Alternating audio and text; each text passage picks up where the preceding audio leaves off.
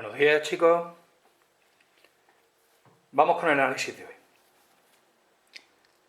La madrina de Maribel y Carlos es estupenda. Como siempre, análisis morfológico. Tenemos la determinante, madrina sustantivo, de preposición, Maribel nombre y conjunción, Carlos nombre, es verbo, estupenda nombre. Buscamos, lo primero que tenemos que ver es dónde está el verbo y qué verbo tenemos. Tenemos el verbo es. Cuidadín, porque si tenemos el verbo es, ya sabemos que nos tienen que saltar las alarmas. Podemos tener un atributo y eso nos va a cambiar la forma de analizar por completo esta oración. ¿Quién es estupenda? La madrina de Maribel y Carlos. Está claro que ahí tenemos un sintagma nominal sujeto. Recuerden, sintagma nominal porque el núcleo, la palabra más importante, es madrina.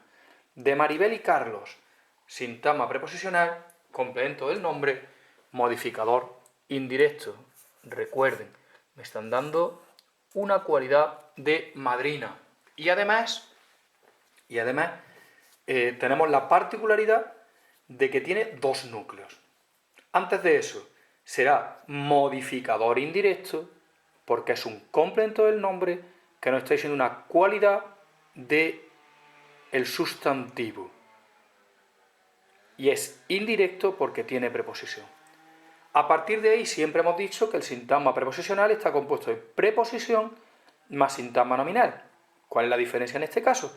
Que tenemos dos núcleos. Núcleo 1, que será Maribel, núcleo 2, que será Carlos. Están unidos mediante una conjunción.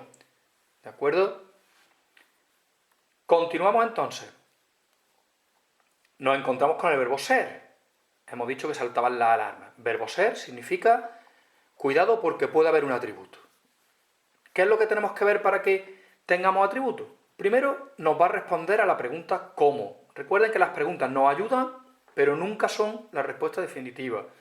¿Cómo es la madrina de Maribel y Carlos? Estupenda. A la pregunta ¿cómo? Nos responde. Nos vamos por la segunda condición. ¿Tenemos un verbo copulativo? Sí, tenemos el verbo ser. Recuerden, los verbos copulativos son ser, estar, parecer y, entre comillas, resultar, considerado por unos y por otros no. Por último, ¿podemos sustituirlo por lo?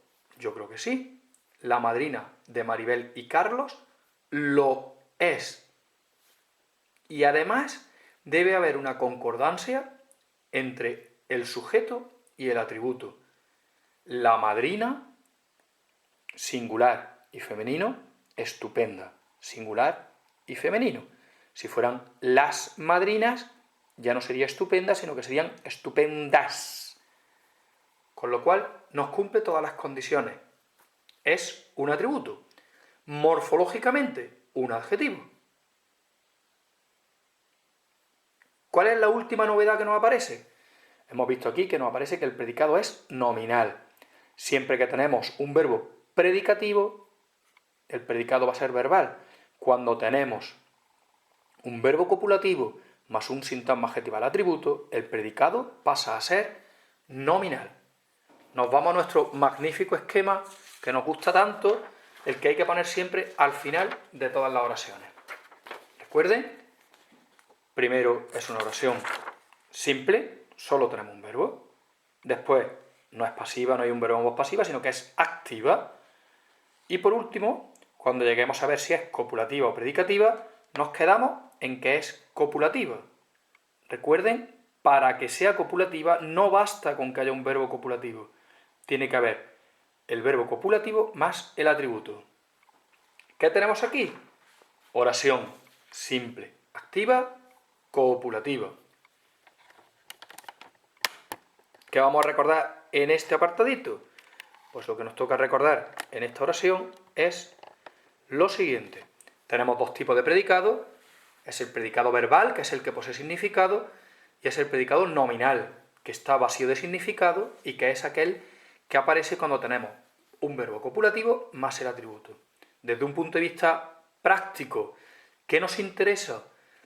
Si tenemos el verbo ser, estar, parecer o resultar más atributo, tendremos predicado nominal, todos los demás serán predicados verbales. ¿Cómo hemos identificado el atributo? Hemos dicho que concuerda con el sujeto en género y número, que puede sustituirse por lo, que debe tener un verbo copulativo y que responde, con todas las comillas a las que nos hemos referido antes, a la pregunta ¿cómo? Buen día, sean felices.